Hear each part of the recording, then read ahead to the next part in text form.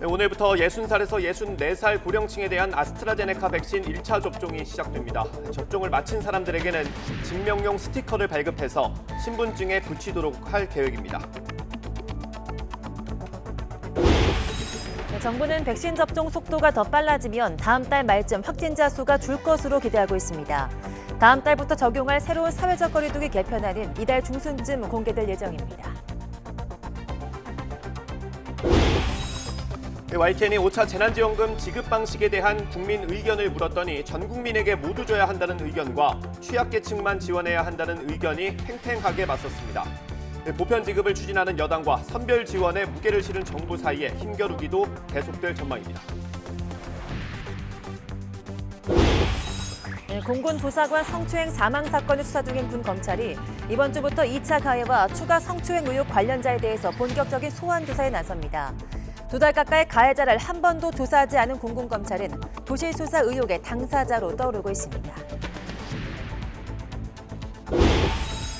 정부의 고강도 대출 규제로 일반인은 돈 빌리기가 갈수록 어려워지는데 금융 공공기관 직원들은 사내 대출로 억대의 돈을 손쉽게 빌리는 것으로 드러났습니다. 각종 대출 규제를 피할 수 있고 갭 투자를 해도 막을 방법이 없어서 과도한 특혜라는 지적이 나오고 있습니다. 국내 유명 가구업체가 하자로 반품된 제품을 새 것으로 속여 팔아왔다는 의혹이 제기돼 경찰이 수사에 착수했습니다. YTN이 단독 취재했습니다. 오늘 전국적으로 낮 기온이 30도 안팎까지 오르는 초여름 더위가 이어지겠습니다. 수도권은 미세먼지 농도가 나쁨 수준으로 공기가 종일 탁할 것으로 예보됐습니다. 여러분 안녕하십니까? 6월 7일 월요일 굿모닝 YTN 시작합니다. 코로나19 백신 접종 100일을 넘기면서 접종 대상이 조금씩 확대되고 있습니다. 오늘부터는 60살에서 64살 고령층과 30살 미만 군 장병이 코로나19 백신 1차 접종을 받게 됩니다. 김종균 기자입니다. 고령층 가운데 마지막으로 60에서 64세에 대한 아스트라제네카 백신 1차 접종이 시작됩니다. 4월 1일 75세 이상, 5월 27일 65에서 74세 접종에 이어 세 번째입니다. 30세 미만 군 장병도 군 의료기관에서 화이자 백신을 접종합니다. 30세 이상 장병은 지난달에 아스트라제네카 백신을 맞았습니다. 미국 정부가 제공한 얀센 백신의 접종도 오는 10일부터 시작됩니다. 대상은 30세 이상 예비군과 민방위 대원, 국방외교 관련자입니다. 이러한 추이면 이달 말까지 1,300만 명 플러스 알파 전 국민의 4분의 1 이상을 접종한다는 계획은 큰 문제 없이 달성 가능할 것으로 예상하고 있습니다. 사전 예약도 계속됩니다. 30세 미만 유치원, 어린이집, 초등학교 1, 2학년 교사와 돌봄 인력에 대한 화이자 접종 예약이 월요일부터 시작됩니다. 아울러 정부는 예방접종을 마쳤을 때 상징적으로 배지를 제공하기로 했습니다. 이 배지 자체가 바로 정명력을 갖는 건 아니지만 이렇게 함께 코로나를 극복하신 국민들에게 주는 저희들로서는 자랑스러운 훈장이다 그렇게 생각합니다. 또 배지와 별개로 증명력 있는 접종 스티커를 발급해 신분증에 붙이도록 할 예정입니다. 앞으로 2주간 500만 명 이상의 백신 접종이 예상되는 가운데 이번 주와 다음 주가 11월 집단 면역 형성의 분기점이 될 것으로 보입니다. YTN 김종길입니다. 휴일이었던 어제도 전국 곳곳에서 코로나19 확진자가 잇따랐습니다. 어제 0시부터 밤 9시까지 전국에서 코로나19 양성 판정을 받은 신규 확진자는 모두 458명으로 집계됐습니다. 그제 같은 시간에 집계된 520명보다 62명이 적습니다. 수도권이 320명으로 69.9%, 비수도권이 138명으로 30.1%를 차지했습니다. 이런 추세로 볼 때 오늘 0시 기준으로 발표될 신규 확진자 수는 500명 안팎에 달할 것으로 보입니다. 코로나19 사태가 500일 넘게 길어지는 가운데 다음 달부터 적용될 사회적 거리두기 개편안의 최종 내용이 이달 중순쯤 공개됩니다. 중앙사고수습본부는 참고 자료를 통해서 그간 40개 이상의 관련 단체, 협회 등과 만나서 거리두기 개편안의 방역 조치 내용을 두고 의견을 수렴했다며 이같이 밝혔습니다. 정부는 현재 5단계로 이루어진 거리두기 단계를 4단계로 줄이고 다중이용시설의 영업금지를 최소화하는 내용을 담은 초안을 공개한 바 있습니다. 개편안 초안은 단계별 기준을 인구 10만 명당 하루 평균 확진자 수로 하되 감염 유행 상황을 반영하는 지표도 고려하고 단계별로 사적 모임의 규모를 연계한 점이 특징입니다. 문재인 대통령은 오늘 오후 청와대에서 보건복지부 장관과 질병관리청장 등이 참석한 가운데 특별 방역점검 회의를 주재합니다. 이 자리에서는 최근 속도를 내고 있는 백신 접종 상황과 백신 수급 계획 등을 점검할 것으로 전해졌습니다. 문 대통령이 특별 방역 점검 회의를 주재하는 건 지난 4월 12일과 지난달 3일에 이어서 이번이 세 번째입니다. 주말 검사 건수가 줄면서 코로나19 신규 확진자 수도 다시 500명대로 떨어졌습니다. 네, 음식점과 주점, 직장에서의 산발적인 감염이 계속되는 가운데 새로운 감염 사례도 곳곳에서 확인되고 있습니다. 개훈이 기자입니다.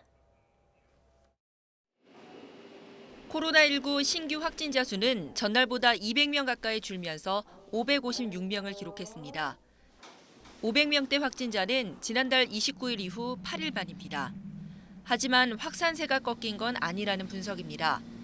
전날 검사 건수가 직전 평일 대비 절반 이하로 줄었기 때문입니다. 최근 하루 확진자 수는 400명에서 700명대를 오르내리는 양상인데 지난 일주일간 400명대가 2번, 500명대와 700명대가 각각 1번, 600명대가 3번으로 하루 평균 약 606명의 확진자가 나왔습니다. 언제 어디서 감염됐는지 알지 못하는 환자 비율도 여전히 20%대 후반을 나타내 추가 확산 우려도 큰 상황입니다. 이 감염이 어느 사람으로부터 왔고 어디로 흘러갔는지를 알아야 방역을 할 수가 있습니다. 네. 그런데 감염된 사람, 근원 자체를 모르기 때문에 그 근원된 사람과 연결되어 있는 감염을 저희가 어떻게 처리할 수 없다라는 문제가 있거든요. 최근 상황을 보면 대규모 감염 사례는 없지만 중소규모의 산발적 집단 발병은 계속되고 있습니다. 서울에서는 직장과 모임, 음식점을 고리로 한 산발적 일상 감염이 계속되고 있는데 송파구 가락 농수산물 종합 도매시장 6명, 중구 직장 4명, 동작구 음식점 2명 등의 추가 확진자가 나왔습니다. 경기 화성 유치원 어린이집 관련 확진자도 9명이 추가됐습니다. 대구를 비롯해 경남 김해와 양산, 제주에서의 유흥주점발 집단 감염도 심상치 않은 가운데 전파력 높은 변이 바이러스까지 지역 전반으로 퍼져 우려스러운 상황입니다. 여기에 건설 현장과 아동시설 등에서도 새로운 감염 사례가 확인되면서 방역 당국도 긴장의 끈을 놓지 않고 있습니다. YTN 개훈입니다. 한 공군 부사관이 코로나19 백신을 맞고 아나필락시스 증세를 보여서 윗선에 보고했는데 부대가 이걸 늑장 신고했다는 의혹이 제기됐습니다. 네, 공군 측은 정확한 사실관계를 조사하기 위해서 감찰을 준비하고 있습니다. 김지환 기자가 단독 보도합니다.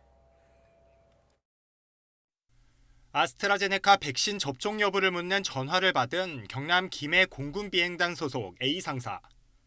평소 독감 백신만 맞아도 2, 3일을 앓았던 데다 음식 알레르기도 심했던 터라 고민 끝에 거부 의사를 밝혔습니다. 그러자 곧 대대장에 전화가 걸려왔습니다. 비동의 하신 네 분하고 저희 남편하고 그 스피커폰을 연결을 해가지고 접종에 대해서 강요가 조금 있었고 그래서 남편은 그럼 맞겠습니다라고 얘기를 해서 별 수 없이 수락한 뒤 지난 4월 20일 백신을 맞았는데 10분 만에 메스꺼움과 두통, 가슴 통증 등이 생겼습니다. 아나필락시스 증세는 이튿날 새벽까지 이어져 호흡곤란까지 왔습니다. 대학병원 응급실을 갔다가 하루 만에 퇴원해 부대로 복귀했는데 수시로 생기는 가슴 통증 때문에 지금도 약을 먹고 있습니다. 심장 치료가 계속 필요하다는 진단도 받았습니다.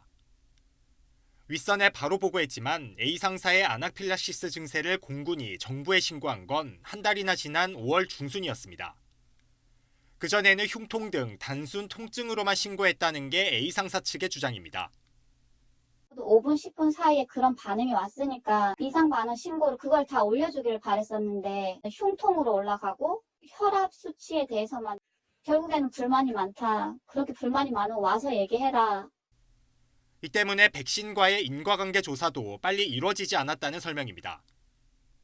A 상사가 겪은 증상이 백신 때문인지는 명확히 확인되지 않은 가운데 공군은 실제로 백신 접종을 강요했는지 이상 반응 신고를 늦게 한 게 맞는지 등 정확한 사실관계를 조사하겠다고 밝혔습니다. 특히 상급기관인 공중기동정찰사령부가 감찰 조사를 실시할 예정이라고 덧붙였습니다. YTN 김지환입니다. 이스라엘이 심근염 이상 반응에 대한 우려에도 12살에서 15살의 코로나19 백신 접종을 시작했습니다. 이스라엘에서는 12살에서 15살 아동이 60만 명이 있는데 이 가운데 1만 명이 예약했고 첫날이었던 지난 6일 수백 명이 접종을 마쳤다고 현지 언론이 보도했습니다. 500만 명 이상이 백신 접종을 마친 이스라엘에서는 지난달까지 총 275건의 심근염 이상 반응 사례가 보도됐습니다. 이스라엘 보건당국에 따르면 이들 가운데 95%는 가벼운 증상이었고 심각한 경우에도 나흘 이상 입원 치료를 받은 사례는 없었습니다. 미국이 타이완에 백신을 지원하겠다는 계획을 발표했습니다. 미국 상원 의원들이 공군 수송기를 타고 타이완에 가서 직접 발표했는데 중국과의 백신 외교전이 치열해지고 있습니다. 베이징에서 강성웅 특파원의 보도입니다. 미국의 민주공화 양당 상원 의원들을 태운 미 공군 수송기가 타이완의 모습을 드러냈습니다. 상원 의원들은 공항에서 회견을 갖고 미국 정부에 백신 75만 회분 기부 계획을 밝혔습니다. I am pleased to say that Taiwan will be receiving 750,000 doses of the vaccine as part of the first tranche of doses. 백신의 종류와 제공 시점은 공개하지 않았지만 타이완에 대해 초당적 지지를 표시한 겁니다.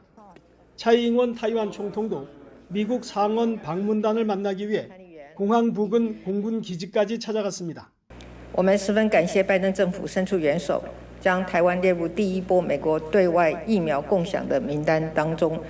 미국 상원 의원들이 타이완에 체류한 시간은 약 3시간 정도. 타이완에 직접 가서 백신 지원을 발표함으로써 협력을 과시한 겁니다.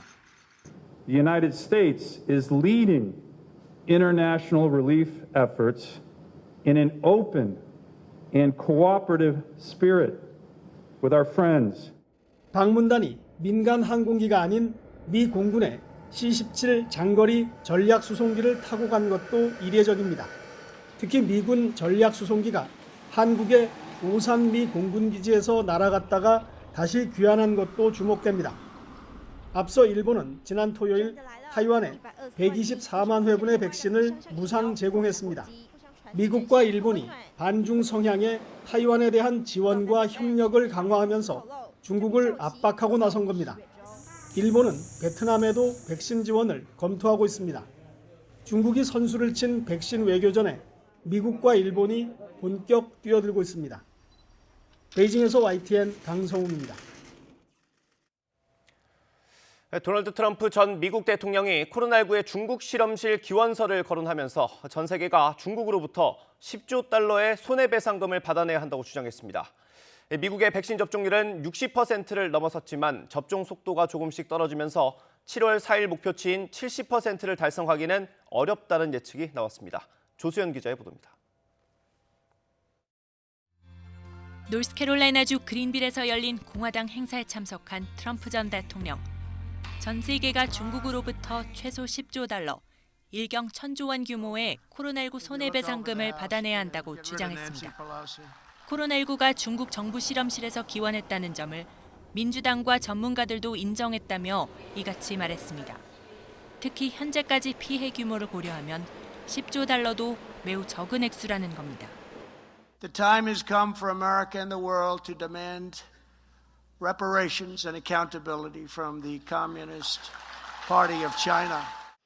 미 보건당국은 코로나 기원 재조사를 이어가는 한편 7월 4일까지 백신 1차 접종률 70%를 달성하기 위해 연일 접종도 독려하고 있습니다.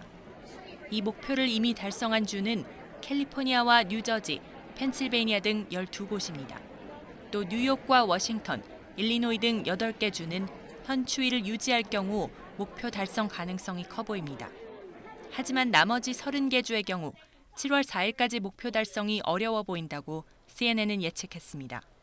특히 엘라베마, 루이지애나, 미시시피주는 그때까지 1차 접종률이 50%에도 못 미칠 것으로 예상돼 70% 달성 시점이 목표보다 2주 정도 뒤가 될 것으로 내다봤습니다. YTN 조수연입니다.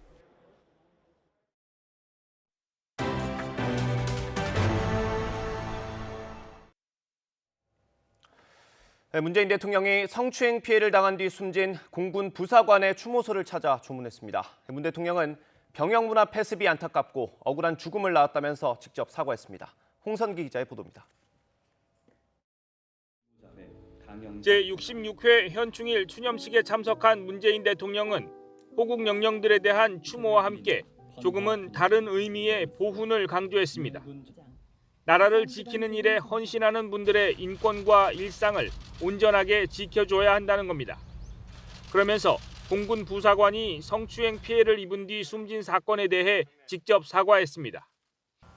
아직도 일부 남아있어 안타깝고 억울한 죽음을 낳은 병영문화의 폐습에 대해 국민들께 매우 송구하다는 말씀을 드립니다. 군내 부실급식 문제도 사과한 문 대통령은 병영문화 폐습과 함께 개선하겠다고 약속했습니다. 군 장병들의 인권뿐 아니라 사기와 국가 안보를 위해서도 반드시 바로잡겠습니다. 또 우리 군 스스로 국민 눈높이에 맞게 변화하고 혁신할 수 있는 역량이 있다고 믿는다며 군의 자성을 촉구하기도 했습니다. 현충일 추념식을 마친 문 대통령은 성추행 피해를 당한 뒤 숨진 이모 중사의 추모소를 찾아 조문했습니다. 유가족을 만나서도 국가가 이 중사를 지켜주지 못했다며 다시 한번 사과했습니다. 문 대통령은 조문에 동행한 서욱 국방부 장관에게도 이번 일을 계기로 병영 문화가 달라지도록 하라고 재차 강조하기도 했습니다. YTN 홍성기입니다.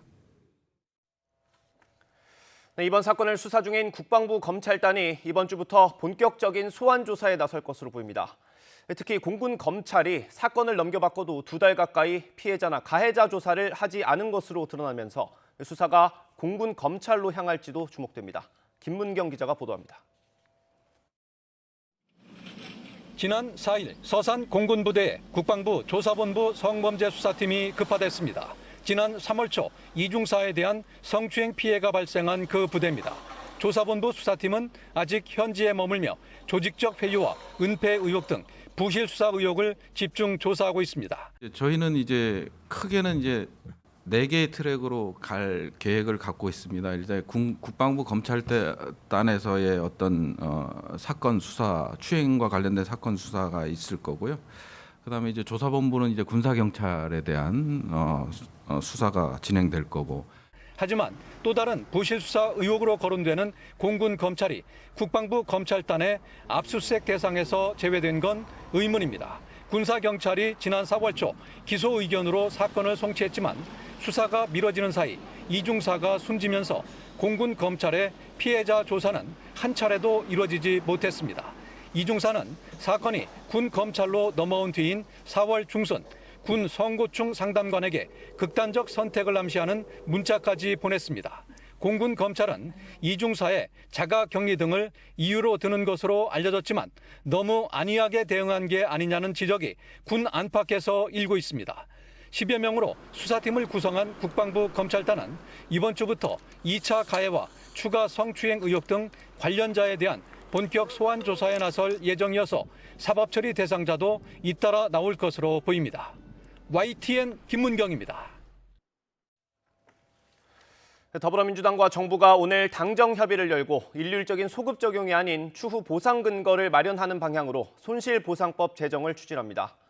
더불어민주당은 오늘 오전 10시 국회에서 중소벤처기업부와 당정 협의를 열고 손실보상법 제정안을 논의할 예정입니다. 이번 협의에서 법안이 최종 조율되면 내일 소관 상임위인 국회 산자위 소위에서 야당과 본격적인 법안 심사에 들어갈 전망입니다. 5차 재난지원금 논의가 급물살을 타고 있는 가운데 보편지급과 선별지급을 주장하는 의견이 팽팽하게 맞선다는 여론조사 결과가 나왔습니다. YTN이 리얼미터에 의뢰해서 조사한 결과 전 국민에게 지급해야 한다는 응답은 38%로 나타났습니다. 반면 취약계층에게 선별 지급해야 한다는 의견은 33.4%로 나타났고 아예 지급에 반대하는 답변은 25.3%였습니다. 나이별로 보면 40대 이상 응답자의 절반이 전 국민 지급에 찬성 의견을 내 보편 지급에 가장 공감했습니다. 또 민주당 지지층은 절반 이상이 전 국민에게 줘야 한다고 응답했고 국민의힘 지지자는 지급에 반대하는 의견이 40%를 넘었습니다. 무당층에서는 절반 가까이 전 국민 지급에 공감했습니다. 이번 조사는 지난 4일 전국 만 18세 이상 남녀 500명을 대상으로 진행했고 표본 오차는 95% 신뢰 수준의 플러스 마이너스 4.4%포인트입니다. 네, 최근 단행된 검찰 고위 간부 인사에서 김학의 전 법무부 차관 불법 출국 금지 의혹의 수사 지휘부가 대거 바뀌었는데요. 핵심 인물로 지목된 이광철 청와대 민정비서관 기소를 두고 검찰이 어떤 결론을 내릴지 관심이 쏠리고 있습니다. 한동호 기자입니다. 지난 4월 이광철 청와대 민정비서관을 피의자 신분으로 조사한 수원지검 수사팀. 지난달 이 비서관 기소 방침을 대검찰청에 보고했습니다. 이미 재판에 넘겨진 이규원 검사와 차규근 법무부 본부장 사이를 조율하면서 불법 출국 금지 과정 전반을 주도한 의혹 때문입니다. 변수는 이번 검찰 고위 간부 인사입니다. 전국 특수수사를 지휘하는 대검 반부패 강력부장엔 김학의 사건에 연루돼 수원지검장 당시 사건을 회피했던 문홍성 지검장이 전보됐습니다. 수원지검장엔 신성식 대검 반부패 강력부장이, 수원고검장엔 김관정 서울 동부지검장이 임명됐는데 각각 추미애 전 장관이 지명한 윤석열 전 총장 징계위원과 추 전 장관 아들 휴가 의혹 사건을 무혐의 처분한 인물입니다. 때문에 검찰 내부에선 이 비서관 기소를 막기 위한 3중 안전장치라는 비판도 나왔지만 법무부 측은 특정 인사의 기소를 막기 위한 인사가 전혀 아니라며 능력과 업무 경험으로 비춰볼 때 충분히 갈만한 인재가 적재적소에 배치된 거라고 반박했습니다. 김호수 총장은 김학의 사건에서 서면 조사를 받고 스스로 회피 결정을 해 오는 11일자로 부임할 박성진 대검 차장검사가 기소 여부를 결정할 것으로 보입니다. 기소 방침을 보고한 이정섭 형사 3부장은 지난해 9월 전보돼 필수 보직 기간 1년이 지나지 않아 전례로 보면 바뀔 가능성이 작습니다. 하지만 검사 전보 규칙을 보면 참작할 사정이 있는 경우 검찰 인사위 심의를 거쳐 필수 보직 기간이 달라질 수 있어 교체 가능성도 배제할 순 없습니다. 결국 최종 결정권자가 될 박 차장검사가 중간간부 인사 전 수사팀의 서울중앙지검 검사 직무대리 발령을 내 기소에 힘을 실어줄지 중간간부 인사 이후로 결정을 늦출지 이목이 쏠립니다. YTN 한동우입니다. 김호수 검찰총장과 김진우 고위공직자 범죄수사처장이 내일 처음으로 만납니다. 공수처는 내일 정부 과천청사 공수처 건물에서 김 처장과 김 총장이 상견례 차원으로 만난다고 밝혔습니다. 공수처 관계자는 후임 임명자가 찾아가는 전례에 따라서 김 총장이 공수처를 방문한다며 구체적인 안건은 정해지지 않았다고 설명했습니다. 앞서 김 처장은 지난 3월 김학의 전 법무부 차관 출국 금지 사건을 검찰로 이첩하면서 기소 여부는 공수처가 결정하겠다며 이른바 유보부 이첩을 주장했습니다. 네, 공수처가 김학의 전 법무부 차관 출국 금지 사건 수사에서 외압을 행사한 의혹을 받는 검사 3명 사건을 이첩하라고 검찰에 요청했습니다. 공수처법 24조 1항은 공수처 수사와 중복되는 다른 수사기관 수사에 대해서 공수처장이 이첩을 요청하면 해당 수사기관은 이에 응해야 한다고 규정돼 있습니다. 네, 대선 출마를 공식화한 최문순 강원지사가 당내 대선 경선 일정을 연기하는 방안을 논의하자고 공식 제안했습니다. 관련 논의가 탄력을 받을지 관심인 가운데 전당대회를 나흘 앞두고 있는 국민의힘 당대표 후보자들은 전국 각지에서 뜨거운 경쟁을 펼쳤습니다. 황혜경 기자입니다. 대권 주자 가운데 처음으로 최문순 강원지사가 민주당 대선 경선 일정을 연기하는 게 좋겠다는 뜻을 밝혔습니다. 어떻게든 경선을 흥행으로 이끌어 국민의 관심을 끌어야 한다는 이유에서입니다. 더불어 초선 의원들에게 대선 출마 기회를 부여하는 방안과 국민도 참여하는 후보자 간 정책 토론 방식도 논의하자고 주장했습니다.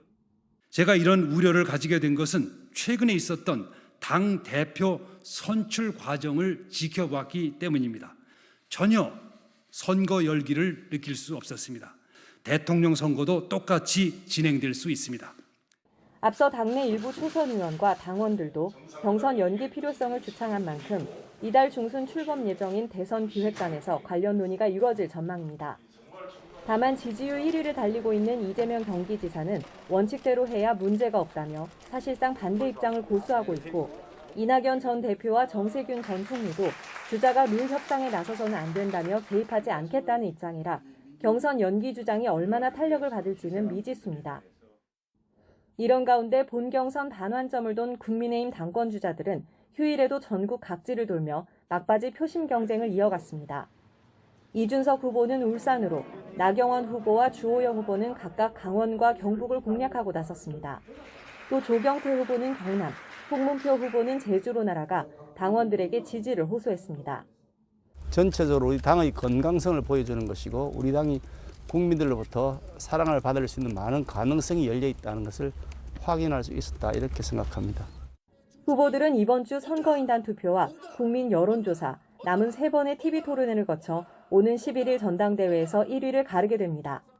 한 표라도 더 얻기 위해 치열한 각축전이 예상되는 가운데 신구 대결로 압축된 이번 전당대회 결과에 시선이 집중되고 있습니다.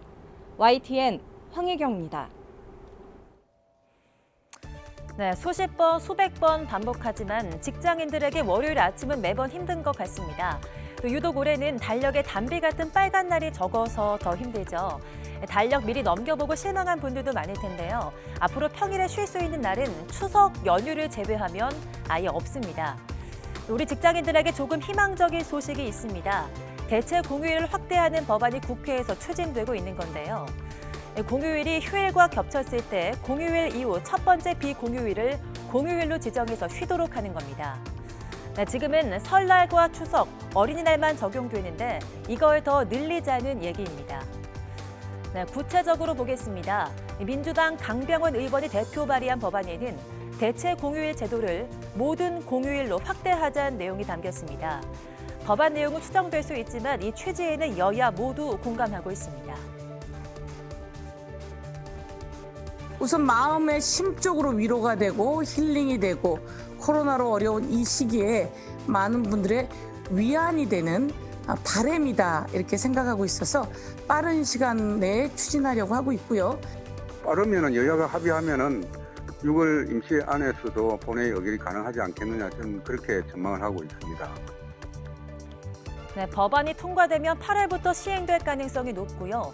여기에 독립을 위해 희생하신 분들을 기리는 순국선열의 날과 노인의 날 등을 추가 공휴일로 지정하는 방안도 논의될 예정입니다.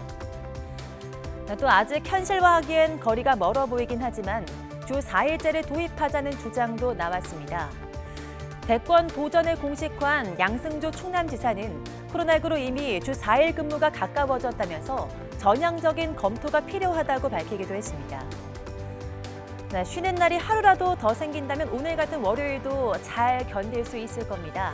다만 현장에서 누구는 쉬고 누구는 못 쉬는 불평등이 생기지 않도록 세심한 배려도 필요할 것 같습니다.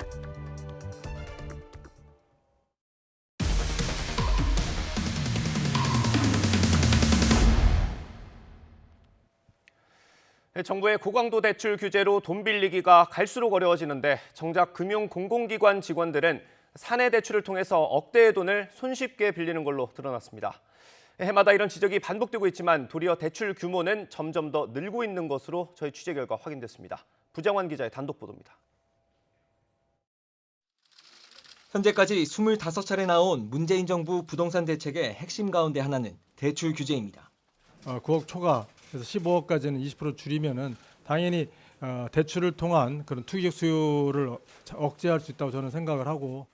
막힌 돈줄에 국민 불만은 갈수록 커지는데 대출 규제에 앞장선 금융위원회의 산하기관들은 사내기금으로 억대의 대출을 해오고 있습니다.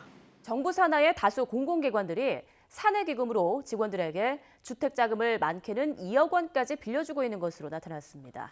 논란이 커지자 금융기관을 감시하는 금융감독원은 주택자금용 사내대출을 아예 없앴습니다. 하지만 금융위 산하에 있는 공공기관 대부분은 여전히 사내대출 제도를 유지하고 있고 오히려 대출 규모도 더 늘린 것으로 YTN 취재 결과 확인됐습니다. YTN이 국민의힘 유이동 의원실과 함께 금융위 산하 공공기관을 전수조사한 결과 서민금융진흥원을 뺀 7개 기관은 여전히 주택과 생활자금 명목의 사내대출을 실시하고 있었습니다.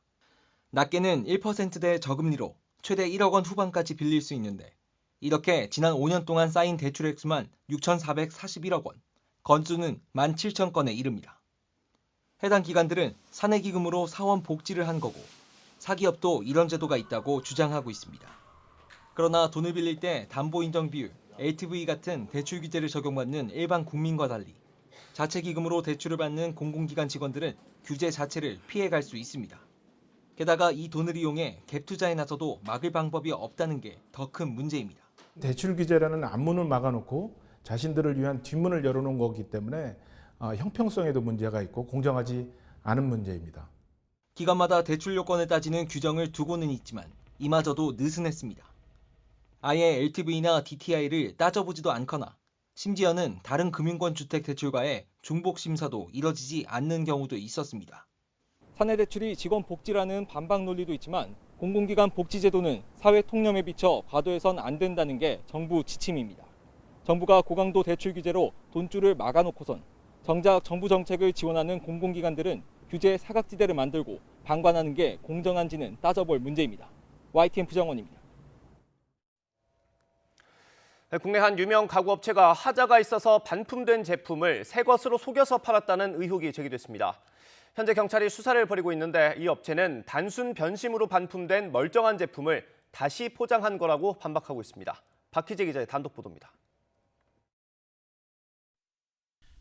소파에 누런 때가 있고 곳곳에 곰팡이가 피어 있습니다. 소파 판매 국내 10위 안에 드는 유명 브랜드 제품입니다. 관리가 안 되고 오래 쓴 것처럼 보이지만 포장을 막 뜯은 새 상품입니다. 새 가구인데도 곰팡이가 슬거나 생채기가 난 경우가 있다 보니 반품된 가구를 새 것으로 속여 파는 것 아니냐는 의심을 샀습니다. 얼룩이 아니라 그냥 뭐 서리 같은 거 낀 거라고 해서 닦으면 지워진다고 홍보를 안 된다고 그러고 많이 다퉜었죠. 그런데 이 같은 의혹이 사실이라는 폭로가 나왔습니다. 요거는 제가 배송한 건데 여기뿐만이 아니라 식탁 전체가 다 그래요. 전체. 상판은 새 거예요. 근데 다리 부분 박스는 재생 박스더라고요. 재포장 박스. 반품된 소파에 곰팡이가 피어 있으면 세제로 닦은 뒤 재포장하고 반품 들어와서 거의 8개월 이상 방치돼 있던 거 그거를 통풍하고 이런 걸로 싹 그냥 막 문질러서 닦아요. 닦아서 말린 다음에 그걸 새 상품으로 나갔어요. 가죽이 찢어지면 접착제로 이어붙인 뒤 새 것처럼 포장했다는 증언도 나왔습니다. 좀 찢어진 데도 조금 뭐 100%는 이렇게 안 보이긴 하지만 미세하게 찢어져 있고 그래요. 고객한테 걸렸어. 고객이 환불 요청을 할 거 아니에요. 그러면 내가 갖고 나가다가 상처낸 걸로 막 밀어붙여요. 고깃 쪽 가면은 딱 아는 거죠. 아 이거 반품 상품이구나. 포장을 뜯을 때마다 겁이 나가지고. 이 업체가 파는 소파 등 가구 값은 비싸게는 300만 원에 달합니다. 그러나 해당 업체는 의혹을 전면 부인했습니다. 고객의 단순 변심으로 반품된 멀쩡한 물건만 재포장해 팔았을 뿐 하자 제품을 새 걸로 속여 판 적은 없다는 겁니다. 무분별한 의혹 제기에는 법적 책임을 묻겠다고 강조했습니다.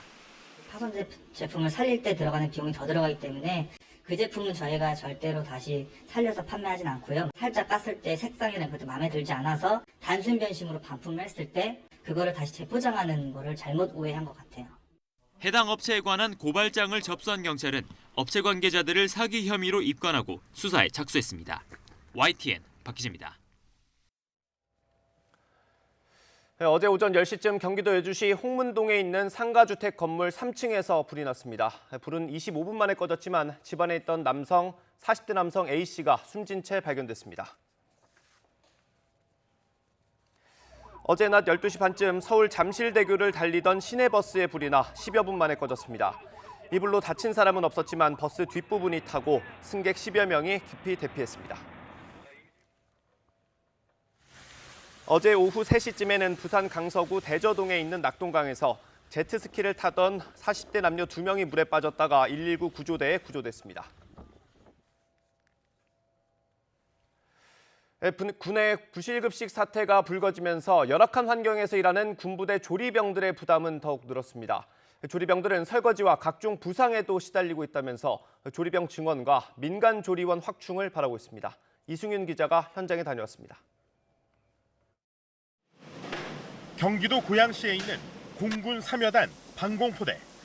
장병 100여 명의 식사를 준비하느라 전투를 치르는 듯 조리병들의 손길이 분주합니다. 보시는 것처럼 워낙 많은 인원들을 위한 식사를 준비하다 보니까 국자 대신에 삽을 이용해서 요리를 하고 있습니다. 조리병 총원은 6명이지만 휴가 등으로 결원이 생겨 4명이 힘을 모아야 합니다. 군의 급식 종합 대책으로 업무량이 늘어난 조리병들이 바라는 건 조리병 증원과 민간 조리원 확충입니다. 허리가 부상이 쉽고 여러 가지 손목, 목 아니면 창상에 의한 이런 상처 때문에 설거지를 못하게 되면 상당히 피곤하게 됩니다. 지원병이 좀 있어야 된다 생각합니다. 급식장병 부사관도 부족한 급식 예산에 격리장병 급식까지 떠맡아 고민이 많았습니다. 따로 도시락을 포장을 해야 하는 거고 이동도 해야 하고 하는 이제 또 다른 수단이 생겼으니까. 이 부대의 잔반은 약 20%. 장병들이 좋아하는 음식은 소시지와 햄 등 가공식품과 고기인 반면 싫어하는 음식은 생선 등 해산물이었습니다. 건강도 좋지만 훌륭하면서 좀 맛있는 거를 위주로 많이 먹었으면 좋겠다 해서. 일각에선 부실 급식과 관련해 군 급식 비용 횡령 의혹을 제기하는 상황이지만 부대 관계자는 감찰과 의무, 보급 담당들이 3중으로 점검하고 있고 병사들도 감시자 역할을 하고 있다고 설명했습니다. 급식 개선 대책에 따라 식판 내용물뿐만 아니라 식판 모양도 바뀝니다. MZ세대 장병들의 특성에 맞춰서 국과 밥의 양을 줄이고 반찬을 늘리는 방식으로 변화가 예상되는데 신세대 장병들을 만족시킬 수 있을지 주목됩니다. YTN 이승윤입니다. 네, 올해 수도권 아파트값의 매서운 상승세가 장기간 지속하는 것으로 확인됐습니다. 한국부동산원 통계에 따르면 수도권 아파트값은 1월 1.12%, 2월 1.71%, 3월 1.4%, 4월 1.33%, 5월 1.21%로 5달 연속 1% 이상 오르면서 누적 상승률이 6.95%에 이르렀습니다. 정부 공익 시세 조사 기관인 부동산원이 2003년 관련 통계를 내기 시작한 이후 5개월 연속 1% 상승은 처음입니다. 또 올해 5월까지 누적 상승률도 통계 집계 이후 가장 높습니다. 일론 머스크의 트윗으로 또다시 가상화폐 시장이 요동쳤습니다.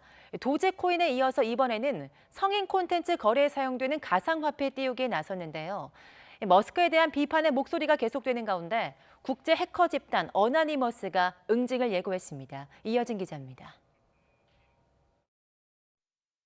올해 초부터 비트코인을 띄워왔던 일론 머스크가 지난달 테슬라의 비트코인 결제를 중단한 데 이어 지난주 비트코인과의 결별을 의미하는 듯한 이모티콘과 사진을 올린 뒤 비트코인 가격은 다시 한번 곤두박질 쳤습니다.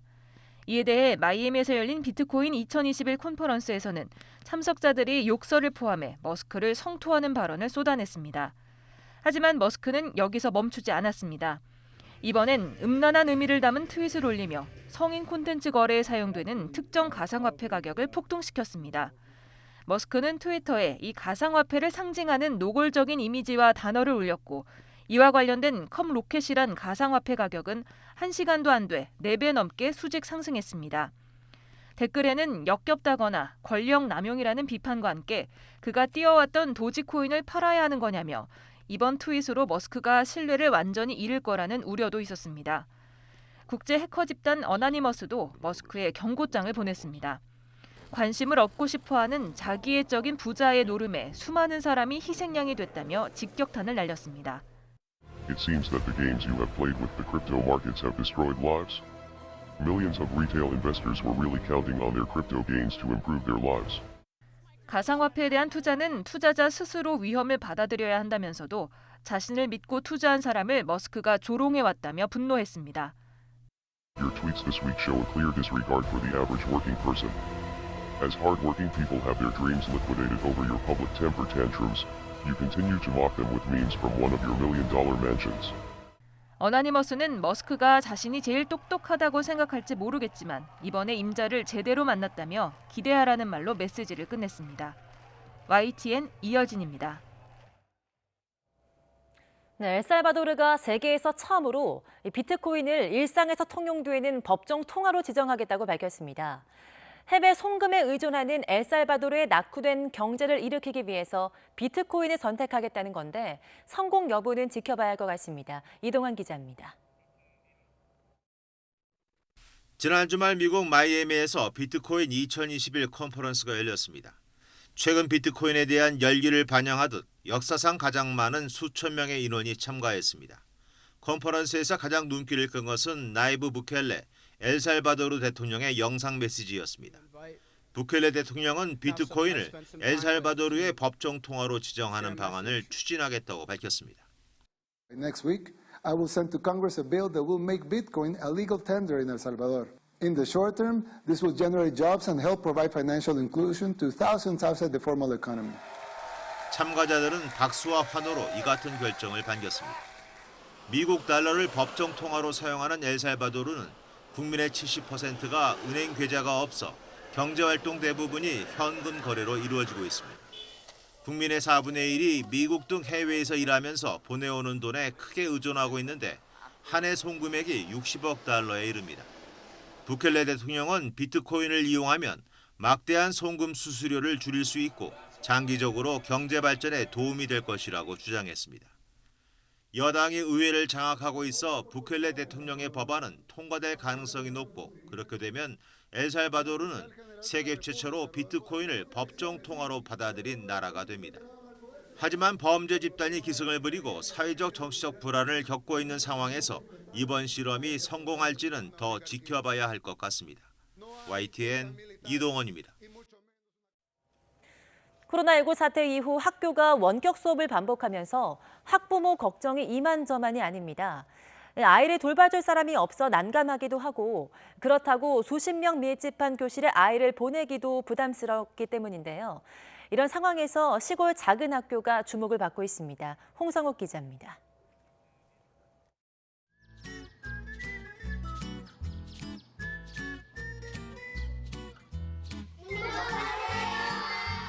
교실에 옹기종기 모여 앉은 아이들. 정규 수업을 마치고 시작된 돌봄 교실에서 그림 그리기가 한창입니다. 한 반에 수십 명 빼곡히 모여있는 도시학교와는 다른 모습. 모두가 수업에 주도적으로 참여하고 이렇게 동그라미가 있는데 왜 여긴 없어요? 쉬는 시간에는 직접 가꾼 텃밭으로 나가 채소도 가꿉니다. 이거는 파고요. 여기는 가지. 이거는 여기. 전교생 42명, 강원도 고성 도학초등학교. 코로나 발생 초기 한 차례만 원격 수업을 진행했을 뿐 학생들이 매일 등교하고 있습니다. 인근 승마장으로 가 말을 타기도 하고 바다로 나가 서핑 수업도 받습니다. 도시에서는 쉽지 않은 체험학습이 일상인데 그러다 보니 최근 전학생도 늘고 있습니다. 이제 거기 학교에서는 이런 체험 같은 걸 많이 안 했거든요. 해도 생존 수영 이런 것만 했어가지고 여기서 다양한 체험 같은 거 하는 게 좋아요. 저는 승마 재밌어요, 승마. 강원도 춘천과 강릉, 원주, 고성, 홍천 등 5개 지역 작은 학교 학생 수를 조사하니 코로나19 사태 이후 18개 학교는 학생 수가 5명 이상 늘었고 7개 학교는 10명 이상 증가했습니다. 주소를 이전하지 않아도 도심 거주 학생이 농촌 지역 학교로 전학 입학할 수 있도록 공동학구제를 시행한 덕분 등하교에 불편함이 없도록 통학버스도 운영합니다. 자연과 더불어서 뛰어노는 것이 아이들에게는 굉장히 커서 에너지가 되거든요. 저 같은 경우에도 아주 시골 학교에서 커서 그 에너지로 지금 이렇게 아이들과 더불어 살 수 있는 것 같거든요. 학생 수 부족으로 폐교에 직면했던 시골 작은 학교. 코로나19 위기에서 새로운 기회를 맞고 있습니다. YTN 홍석욱입니다. 네, 비록 공격 포인트는 없었지만 그제 트로트 매니스탄전 대승을 이끈 손흥민에게 찬사가 이어지고 있습니다. 월드스타의 경기력이 우리 대표팀을 완전히 바꿔놓았다는 평가입니다. 김평정 기자입니다. 손흥민이 절묘한 볼 컨트롤로 상대 수비를 벗긴 뒤 측면 권창훈에게 패스하고 곧바로 황의조가 쐐기골을 만들어냅니다. 피파 홈피는 팀플레이의 정석을 보여준 이 장면을 가장 주목했습니다. 승리의 부적이나 다름없는 슈퍼스타 손흥민의 기술에 황의조의 마무리가 어우러져 한국의 경기력을 완성했다고 평가했습니다. 풀타임을 소화한 손흥민은 공격 포인트는 없었지만 앞서 권창훈의 골과 마지막 5번째 득점 등 모두 3골에 관여하며 주장의 품격을 과시했습니다. 상대가 한 수 아래이긴 했지만 손흥민의 존재 자체가 승리 전술이란 점을 각인시키며 이렇다 할 게임메이커가 없는 벤투호의 공백을 완벽하게 메운 겁니다. 손흥민이 수비를 끌고 다니면서 만든 공간을 황의조, 남태희, 권창훈 등 2선 자원들이 파고들어 5골차 대승을 낚은 셈입니다. Fizemos volto a referir, creio que fizemos jogo muito positivo em termos gerais e isso faz com que naturalmente 소속팀 토트넘도 손흥민이 주장 완장을 차고 한국의 승리를 이끌었다고 승전보를 전했고 토트넘의 한 팬도 5번째 득점이 굉장했다고 평가했습니다. 득점포는 직접 가동하지 못했지만 월드클래스의 기량을 뽐내며 팀 승리에 중추적인 구실을 한 손흥민. 오는 9일 약체 스리랑카전에서는 시원한 골을 준비하고 있습니다. YTN 김평정입니다. 어깨 통증을 털어낸 프로야구 LG 트윈스의 왼손 투수 차우찬이 1년 만에 등판해서 승리 투수가 돼 통산 111승째를 올렸습니다. 지난해 7월 어깨 부상 이후 재활해왔던 차우찬은 기아와 광주 원정 경기에서 5이닝을 안타 4개 무실점으로 막아 10대 0 승리를 이끌었습니다. 삼성은 원태인이 5이닝 1실점으로 잘 던져서 키움을 3대 1로 꺾었습니다. 선두 SSG는 두산을 누르고 3연패에서 탈출했고 9대 1로 끌려가던 한화는 노시환의 만루 홈런 등이 앞세워서 NC의 대역전승을 연출했습니다.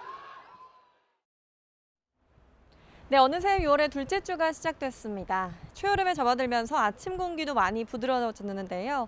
지금 서울의 기온은 19.4도로 20도 안팎을 보이고 있습니다. 한낮에는 구름 많은 날씨 속에 초여름 더위를 보이겠는데요. 오늘 서울 한낮 기온 26도가 예상됩니다. 오늘 아침 남부지방을 막지만 중부지방은 구름 많은 모습입니다. 경기 북부와 영서 북부에는 아침까지 빗방울이 떨어지는 곳이 있겠고요. 밤사이 이 지역에는 천둥과 번개를 동반한 5mm 안팎의 비가 지나겠습니다. 낮 동안 중부지방은 초여름 더위를 보이겠고 남부지방은 더 덥겠습니다. 서울 26도, 춘천 27도, 광주 32도, 대구 33도까지 치솟겠습니다. 모레는 서울의 낮 기온도 32도까지 치솟으며 올 여름 들어 가장 덥겠고요. 이번 주 30도 안팎의 더위 속에 전국에 주 후반 비가 내리면서 더위는 누그러질 전망입니다. 오늘 낮 동안 전국의 자외선 지수는 높음에서 매우 높음 수준까지 오르겠습니다. 외출하실 때 자외선 차단제 꼼꼼히 챙겨 바르는 것도 잊지 마시기 바랍니다. 지금까지 상암동 야외 스튜디오에서 YTN 박현실입니다. 오늘부터 60살에서 64살 고령층에 대한 아스트라제네카 백신 1차 접종이 시작됩니다. 정부는 접종을 마친 사람들에게 증명용 스티커를 발급해서 신분증에 붙이도록 할 계획입니다. 정부는 백신 접종 속도가 빨라지면 다음 달 말쯤 확진자 수가 줄 것으로 기대하고 있습니다. 다음 달부터 적용할 새로 사회적 거리두기 개편안은 이달 중순쯤 공개될 예정입니다. 5차 재난지원금 지급 방식에 대한 YTN 여론조사 결과 국민 모두에게 줘야 한다는 의견과 취약계층만 선별 지원해야 한다는 의견이 팽팽하게 맞섰습니다. 군 검찰이 이번 주부터 2차 가해와 추가 성추행 의혹 관련자에 대한 소환 조사에 나섭니다. 2달간 가해자를 조사하지 않은 공군검찰이 부실 수사 의혹의 당사자로 떠오르고 있습니다. 오늘 낮 기온이 대구 33도, 광주 32도까지 치솟아 전국적으로 초여름 더위를 보이겠습니다. 낮 동안 전국의 자외선 지수도 높음에서 매우 높음 수준까지 오를 전망입니다. 굿모닝 YTN 이어갑니다. 60살에서 64살 어르신을 대상으로 한 아스트라제네카 백신 1차 접종이 오늘부터 전국 위탁 의료기관에서 진행됩니다. 접종 대상자는 395만여 명인데 이 가운데 78.8%인 311만여 명이 사전 예약을 마쳤습니다. 30살 미만 장병 41만 4천여 명에 대한 코로나19 백신 접종도 오늘부터 시작됩니다. 국방부는 30살 미만 병사에 대해서 오늘부터 다음 달 말까지 전국 군 병원에서 화이자 백신을 기본으로 예방접종에 돌입한다고 밝혔습니다. 대구에서 유흥주점 집단 감염이 확산하면서 누적 확진자가 300명을 넘었습니다. 다른 지역에서도 가족과 모임, 직장 등 일상생활을 통한 감염이 좀처럼 줄지 않고 있습니다. 허성준 기자입니다. 대구에 있는 한 유흥주점입니다. 이곳에서 코로나19 확진자가 하루 사이 10명이 또 추가됐습니다. 이용자와 종사자, 이들로 인한 연쇄 감염이 20일 넘게 이어지면서 누적 확진자가 306명에 달합니다. 대구 유흥주점발 집단 감염은 지난달 12일 울산과 구미 확진자 일행이 대구를 다녀간 뒤 시작됐습니다. 영국발 변이 바이러스로 밝혀졌고 일상생활 곳곳으로 번지고 있습니다. 부산 지역에서 시작됐던 변이형 감염이 울산을 거쳐서 결국 대구 지역까지 올라온 상황이거든요. 예. 그래서 이런 변이형 같은 경우에 저희가 기존의 어떤 바이러스들에 비해서 1.7배 정도 감염력도 빠르고 경남 김해와 제주의 유흥주점에서도 연쇄 감염이 이어지면서 두 자릿수의 누적 확진자가 나왔습니다. 충북 청주에서는 노래 연습장 관련 연쇄 감염이 계속되면서 20명 넘게 확진 판정을 받았습니다. 청주시는 지역 내 노래 연습장과 동전 노래방 등 모두 700여 곳에 대해 집합금지 행정명령을 내리고 종사자에 대한 전수검사를 벌이고 있습니다. 이외에도 전국적으로 동호회와 교회, 학교, 가족 모임 등을 통해 10명 안팎의 일상 속 연쇄 감염이 속출하고 있습니다. 방역당국은 감염 경로를 알 수 없는 환자들이 늘고 있다며 철저한 방역 수칙 준수를 당부했습니다. YTN 송준입니다. 휴일이었던 어제도 전국 곳곳에서 코로나19 확진자가 잇따랐습니다. 어젯밤 9시까지 전국의 코로나19 신규 확진자는 모두 458명으로 집계됐습니다. 그제 같은 시간보다 62명이 적습니다. 수도권이 320명으로 70%, 비수도권이 138명으로 30%를 차지했습니다. 이런 추세로 볼 때 오늘 0시 기준으로 발표될 신규 확진자 수는 500명 안팎에 달할 것으로 보입니다. 정부는 백신 접종 속도가 앞으로 조금 더 빨라지면 다음 달 말쯤에는 확진자 수가 감소할 것으로 기대하고 있습니다. 네, 이에 따라 정부는 오는 7월부터 적용할 사회적 거리두기 개편안을 이달 중순쯤 공개할 예정입니다. 보도에 이상순 기자입니다. 우리나라의 인구 대비 백신 1차 접종률은 이달 5일 현재 14.8%입니다. 이번 달부터는 접종 속도가 더 빨라집니다. 고령층 등 취약계층의 예방접종이 완료되면 7월부터는 코로나19의 위험성이 한층 더 낮아질 것입니다. 정부는 이에 따라 다음 달 말쯤이면 확진자 수가 감소할 것으로 기대하고 있습니다. 하지만 여전히 방심은 금물입니다. 우리가 이제 6월 말까지 예방접종을 계획대로 했어도 사실 이미 우리나라보다 앞선 국가들을 보면은 25% 정도 예방접종을 해도 우리나라보다 거의 10배에서 20배 많은 확진자들이 나오고 있는 상황이었거든요. 그래서 정부는 일단 국민 1,300만 명이 1차 접종을 마치는 7월부터 거리두기 단계를 개편할 방침입니다. 주간 일평균 확진자 수가 1,000명 이하를 유지하는 게 전제 조건입니다. 앞서 공개된 개편안은 거리두기 단계를 현재 5단계에서 4단계로 줄이고 다중이용시설의 영업금지를 최소화했습니다. 또 단계별 기준을 인구 10만 명당 하루 평균 확진자 수로 하되 감염 유행 상황을 반영하는 지표를 고려하고 사적 모임의 규모도 단계별로 연계했습니다. 정부는 백신 접종 후 발열 증상을 치료하는 아세트아미노펜 제제의 해열제 수요가 급증했지만 현재 재고량은 충분하다고 밝혔습니다. 정부는 그러나 다음 달에도 수요가 계속 증가할 것을 대비해 생산 확대 대책을 추진하고 있습니다. YTN 이상순입니다. 네, 문재인 대통령은 오늘 오후 청와대에서 보건복지부 장관과 질병관리청장 등이 참석한 가운데 특별 방역점검회의를 주재합니다. 이 자리에서는 최근 속도를 내고 있는 백신 접종 상황과 백신 수급 계획 등을 점검할 것으로 전해졌습니다. 문재인 대통령이 특별 방역점검회의를 주재하는 것은 지난 4월 12일과 지난달 3일에 이어서 세 번째입니다. 한 시민단체가 일용직 노동자들에게 진단검사를 의무화한 자치단체를 인권위에 진정했습니다. 네, 인권 침해와 방역을 위한 필요악, 그 경계가 어디인지를 놓고 대립이 이어지고 있습니다. 김민성 기자입니다. 전라북도는 지난달 17일 일용직 노동자에 대한 코로나19 진단검사를 의무화하는 긴급 행정명령을 발동했습니다. 당시 내외국인 노동자의 확진 사례가 늘면서 내린 결정입니다. 행정명령에 따르지 않으면 200만 원 이하의 벌금에 처하고 이를 위반했다가 확진자가 나오면 방역 비용에 대한 구상 청구도 하겠다고 밝혔습니다. 이에 따라 일용직 노동자들은 일자리를 알선받거나 고용될 때 반드시 PCR 검사를 받게 됐습니다.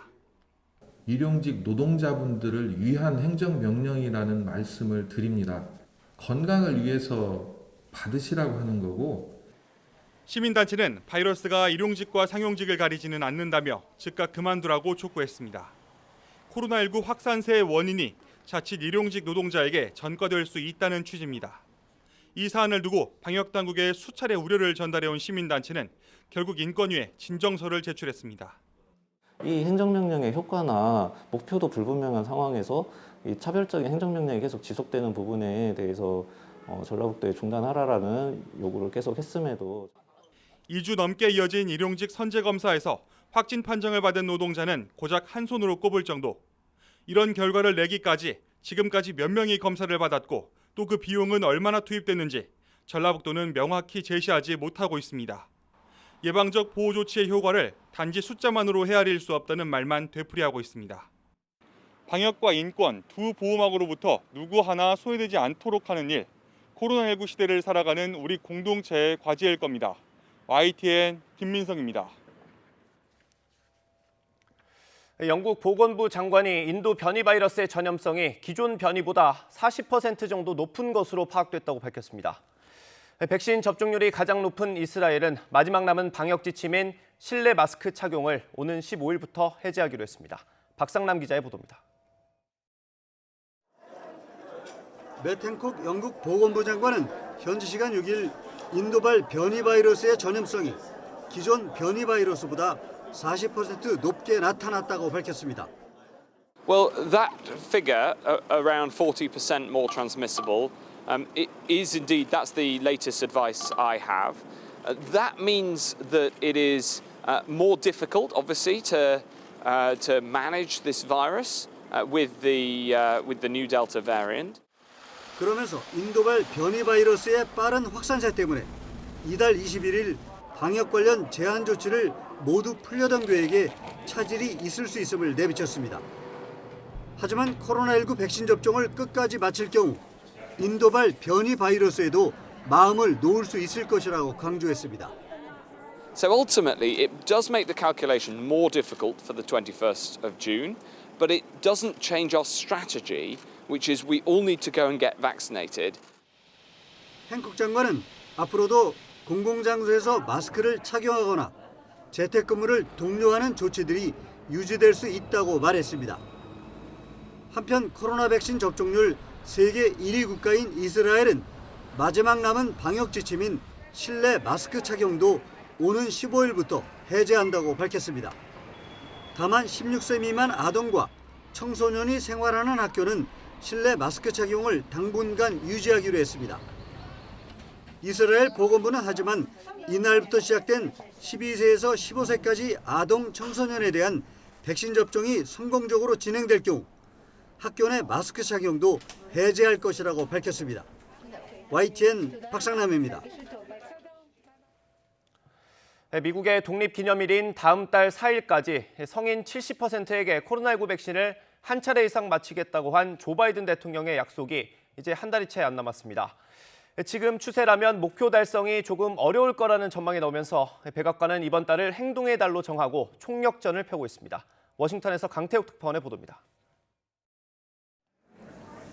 미국의 일주일 평균 하루 확진자가 정점대의 5분의 1 수준인 5만 명 아래로 떨어진 지난달 5일, 바이든 대통령은 백신 접종이 효과를 보인다며 새로운 목표를 내놨습니다. Our goal by July 4th is to have 70% of adult Americans at least one shot and 160 million Americans fully vaccinated. 하지만 현지 시각 6일 기준 성인 한 차례 접종률은 63.4%, 완전한 접종은 52.5%인 1억 3천여 명. CNN은 하루 57만여 명이 맞아야 목표에 도달할 수 있지만 최근에는 37만 명가량만 접종하고 있다고 분석했습니다. 하루 20만 명 이상이 더 맞아야 가능하다는 얘기입니다. 사정이 이렇자 백악관은 6월을 행동의 달로 정하고 총력전에 나서고 있습니다. Including new commitments from child care providers across the country to provide free, drop-in child care to allow parents to get vaccinated. Extended hours at local pharmacies for vaccinations, including many pharmacies that will be open 24 hours every Friday, starting next week. 또 카멀라 해리스 부통령은 물론 대통령 부인과 감염병 권위자 앤서니 파우치 박사까지 현장에 파견하고 있습니다. 백신의 안전성을 강조하고 접종을 독려하기 위해서입니다. 위협성 경고도 마다치 않고 있습니다. 질병통제예방센터 CDC는 성명을 통해 최근 집중치료실을 찾는 청소년 중증 환자가 늘고 있다고 경고했습니다. 그러면서 백신으로 예방이 가능한 만큼 접종을 서두르라는 권고를 포함했습니다. 워싱턴에서 YTN 강태욱입니다. 일본의 코로나19 하루 확진자가 나흘째 2,000명대를 기록했습니다. NHK 집계에 따르면 어제 오후 8시 기준 일본 전역에서 새로 확인된 확진자는 2,022명입니다. 일본의 하루 확진자는 지난 3일 이후 나흘째 2,000명대를 기록하고 있으며 지난달 중순 하루 5,000에서 6,000명대 확진자가 나올 때와 비교하면 확산세가 주춤한 상황입니다. 일본의 코로나19 누적 확진자는 76만 3,200여 명으로 늘었습니다. 코로나19 사망자는 48명이 늘어서 13,596명이 됐습니다. 미국이 타이완에 백신을 지원하겠다는 계획을 발표했습니다. 미국의 상원 의원들이 공군 수송기를 타고 타이완에 가서 직접 발표했는데 중국과의 백신 외교전이 치열해지고 있습니다. 베이징에서 강성웅 특파원의 보도입니다. 미국의 민주공화 양당 상원 의원들을 태운 미 공군 수송기가 타이완의 모습을 드러냈습니다. 상원 의원들은 공항에서 회견을 갖고 미국 정부에 백신 75만 회분 기부 계획을 밝혔습니다. I am pleased to say that Taiwan will be receiving 750,000 doses of the vaccine as part of the first tranche of doses. 백신의 종류와 제공 시점은 공개하지 않았지만 타이완에 대해 초당적 지지를 표시한 겁니다. 차이잉원 타이완 총통도 미국 상원 방문단을 만나기 위해 공항 부근 공군 기지까지 찾아갔습니다. 我们十分感谢拜登政府伸出援手，将台湾列入第一波美国对外疫苗共享的名单当中。 미국 상원 의원들이 타이완에 체류한 시간은 약 3시간 정도. 타이완에 직접 가서 백신 지원을 발표함으로써 협력을 과시한 겁니다. The United States is leading international relief efforts in an open and cooperative spirit with our friends. 방문단이 민간 항공기가 아닌 미 공군의 C-17 장거리 전략 수송기를 타고 간 것도 이례적입니다. 특히 미군 전략 수송기가 한국의 오산 미 공군기지에서 날아갔다가 다시 귀환한 것도 주목됩니다. 앞서 일본은 지난 토요일 타이완에 124만 회분의 백신을 무상 제공했습니다. 미국과 일본이 반중 성향의 타이완에 대한 지원과 협력을 강화하면서 중국을 압박하고 나선 겁니다. 일본은 베트남에도 백신 지원을 검토하고 있습니다. 중국이 선수를 친 백신 외교전에 미국과 일본이 본격 뛰어들고 있습니다. 베이징에서 YTN 강성웅입니다.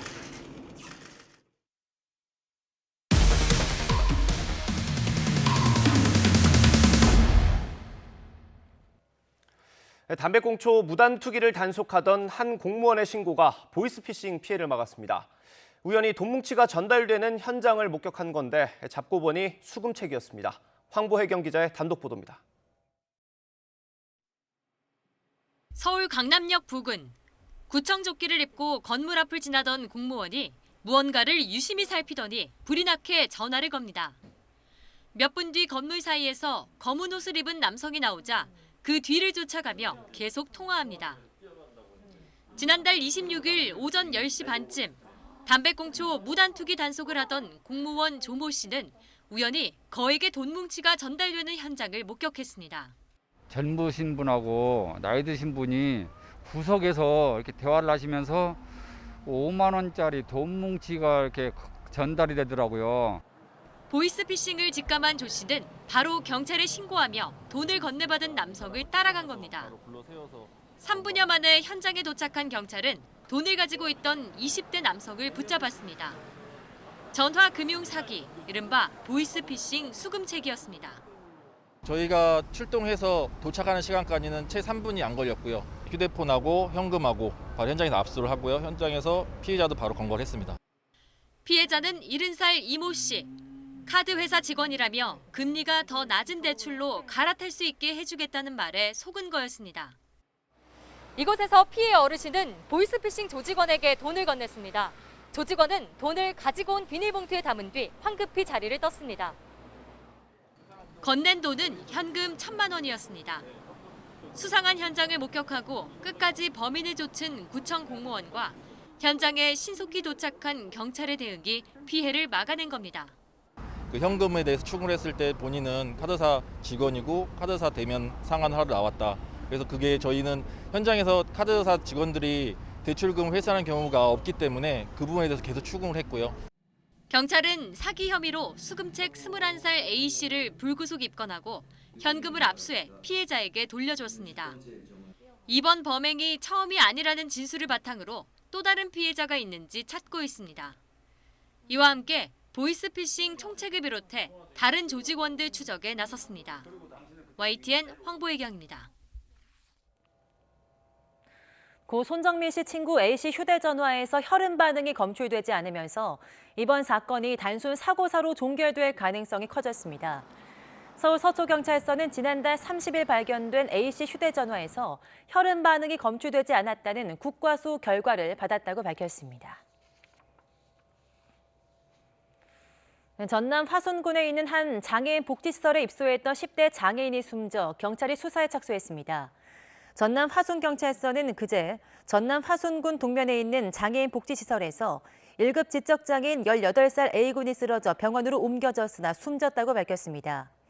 경찰은 숨진 A군 몸 곳곳에서 멍자국을 발견하고 국과수에 부검을 의뢰해 정확한 사망 원인을 조사하고 있습니다. 경찰이 다음 달 31일까지 정부 관계기관과 함께 리얼돌 체험방 관련 불법 행위를 집중적으로 단속합니다. 경찰청은 청소년들의 왜곡된 성인식을 심어줄 수 있는 리얼돌 체험방의 각종 불법 광고 등에 대해서 집중 단속 기간을 정했다고 밝혔습니다.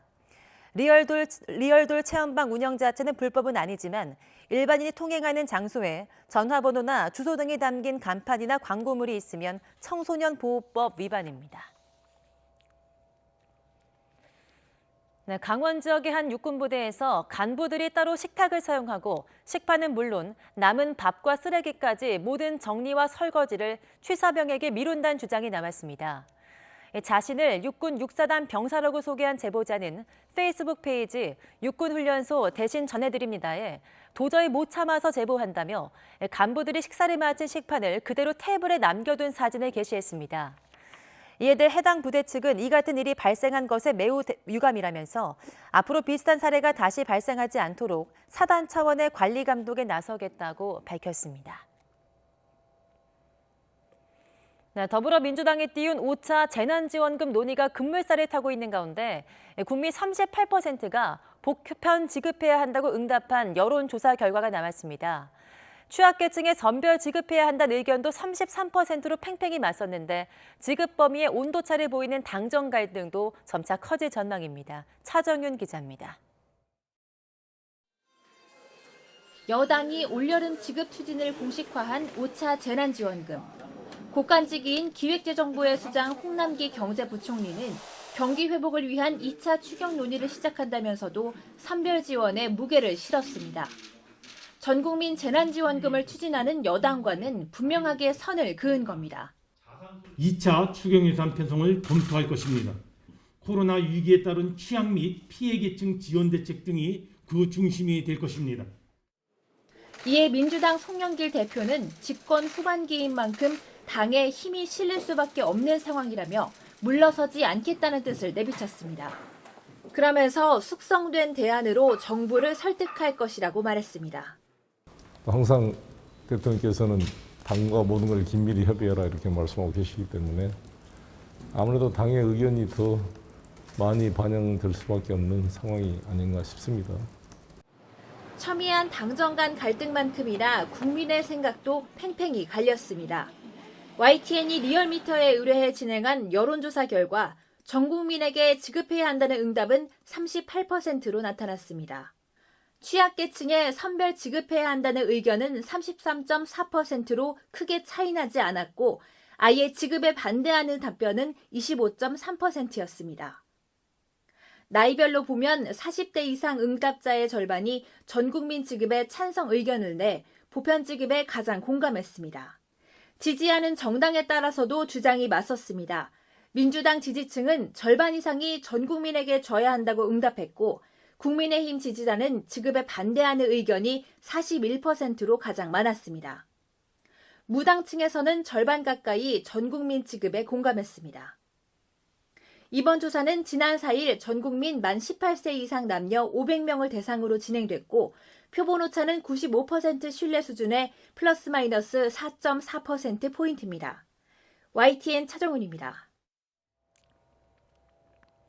네, 문재인 대통령의 국정 운영 지지율이 지난주보다 소폭 하락하면서 한 주 만에 다시 하락세로 돌아섰습니다.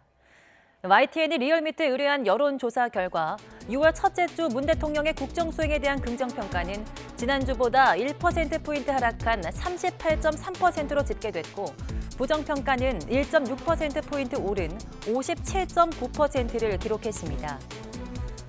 네, 정당별 지지율에선 국민의힘이 2.4%포인트 오른 38%로 집계됐고 민주당은 0.8%포인트 내린 29.7%로 한 주 만에 다시 20%대로 내려갔습니다. 네, 이번 조사는 지난달 31일부터 지난 4일까지 닷새 동안 전국 만 18세 이상 유권자 2,519명을 상대로 진행했고 표본 오차는 95% 신뢰 수준의 플러스 마이너스 2%포인트입니다. 자세한 내용을 리얼미터나 중앙선거 여론조사심의위원회 홈페이지를 참고하시기 바랍니다. 네, 대선 출마를 공식화한 최문순 강원지사가 당내 대선 경선 일정을 연기하는 방안을 논의하자고 공식 제안했습니다. 관련 논의가 탄력을 받을지 관심인 가운데 전당대회를 나흘 앞두고 있는 국민의힘 당대표 후보자들은 전국 각지에서 뜨거운 경쟁을 펼쳤습니다. 황혜경 기자입니다. 대권 주자 가운데 처음으로 최문순 강원지사가 민주당 대선 경선 일정을 연기하는 게 좋겠다는 뜻을 밝혔습니다. 어떻게든 경선을 흥행으로 이끌어 국민의 관심을 끌어야 한다는 이유에서입니다. 더불어 초선 의원들에게 대선 출마 기회를 부여하는 방안과 국민도 참여하는 후보자 간 정책 토론 방식도 논의하자고 주장했습니다. 제가 이런 우려를 가지게 된 것은 최근에 있었던 당 대표 선출 과정을 지켜봤기 때문입니다. 전혀 선거 열기를 느낄 수 없었습니다. 대통령 선거도 똑같이 진행될 수 있습니다. 앞서 당내 일부 초선 의원과 당원들도 경선 연기 필요성을 주창한 만큼 이달 중순 출범 예정인 대선 기획관에서 관련 논의가 이루어질 전망입니다. 다만 지지율 1위를 달리고 있는 이재명 경기지사는 원칙대로 해야 문제가 없다며 사실상 반대 입장을 고수하고 있고 이낙연 전 대표와 정세균 전 총리도 주자가 룰 협상에 나서서는 안 된다며 개입하지 않겠다는 입장이라 경선 연기 주장이 얼마나 탄력을 받을지는 미지수입니다. 이런 가운데 본 경선 반환점을 돈 국민의힘 당권 주자들은 휴일에도 전국 각지를 돌며 막바지 표심 경쟁을 이어갔습니다. 이준석 후보는 울산으로, 나경원 후보와 주호영 후보는 각각 강원과 경북을 공략하고 나섰습니다. 또 조경태 후보는 경남, 홍문표 후보는 제주로 날아가 당원들에게 지지를 호소했습니다. 전체적으로 우리 당의 건강성을 보여주는 것이고 우리 당이 국민들로부터 사랑을 받을 수 있는 많은 가능성이 열려 있다는 것을 확인할 수 있었다 이렇게 생각합니다. 후보들은 이번 주 선거인단 투표와 국민 여론조사, 남은 3번의 TV 토론회를 거쳐 오는 11일 전당대회에서 1위를 가르게 됩니다. 한 표라도 더 얻기 위해 치열한 각축전이 예상되는 가운데 신구 대결로 압축된 이번 전당대회 결과에 시선이 집중되고 있습니다. YTN 황혜경입니다. 네, 국민의힘 지도부를 선출하는 당원 선거인단 모바일 투표가 오늘과 내일 이틀에 걸쳐 진행됩니다. 모바일 투표에 참가하지 않은 선거인단은 오는 9일과 10일 이틀에 걸쳐 진행되는 ARS 투표에 참가할 수 있습니다. 또 같은 기간에는 일반 국민을 상대로 하는 여론조사도 실시됩니다.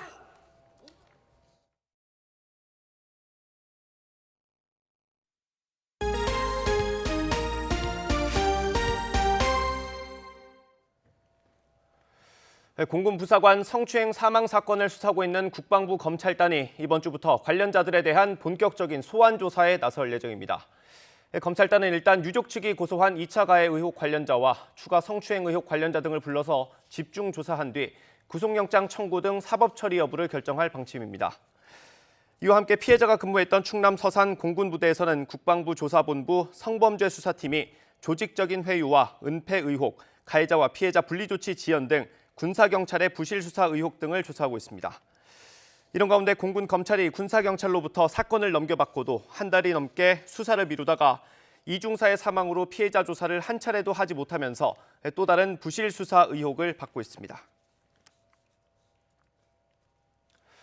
문재인 대통령은 성추행 피해를 당한 뒤 숨진 공군 부사관의 추모소를 방문했습니다. 문 대통령은 문 대통령을 만난 유족들은 한참을 말을 잇지 못하고 오열했습니다. 화면으로 보겠습니다. 굳은 표정의 문재인 대통령이 빈소로 들어섭니다. 이후 국화꽃을 든 채로 한참 영정을 바라보고 고개를 숙입니다. 열흘 넘게 벌써 빈소를 지키고 있는 이모 중사의 부모님은 문 대통령의 손을 잡고 오열했습니다. 탁현민 의전 비서관은 당시를 이렇게 기억했습니다. 대통령을 만나면 하실 말씀이 있다고 했던 유족들은 하소연도 없이 울기만 했고 내내 한마디도 못했다고 전했습니다. 문 대통령은 국가가 지켜주지 못해서 죄송하다고 사과하고 사건을 철저하게 조사하겠다고 약속했습니다. 현충일 추념사에서도 문 대통령은 고개를 숙였습니다. 보훈은 나라를 지키는 일에 헌신하는 분들의 인권과 일상을 온전히 지키는 거라고 언급하기도 했습니다. 최근 군내 부실급식 사례들과 아직도 일부 남아있어 안타깝고 억울한 죽음을 낳은 병력문화의 폐습에 대해 국민들께 매우 송구하다는 말씀을 드립니다. 군 장병들의 인권뿐 아니라 사기와 국가 안보를 위해서도 반드시 바로잡겠습니다. 앞서 문 대통령은 상급자까지 보고와 조치 과정, 지휘 라인 문제까지 살펴보고 엄중히 처리하라고 지시했습니다. 어제는 빈소를 함께 방문한 서욱 장관에게 이번 일을 계기로 병영 문화가 달라지도록 하라고 거듭 강조했습니다.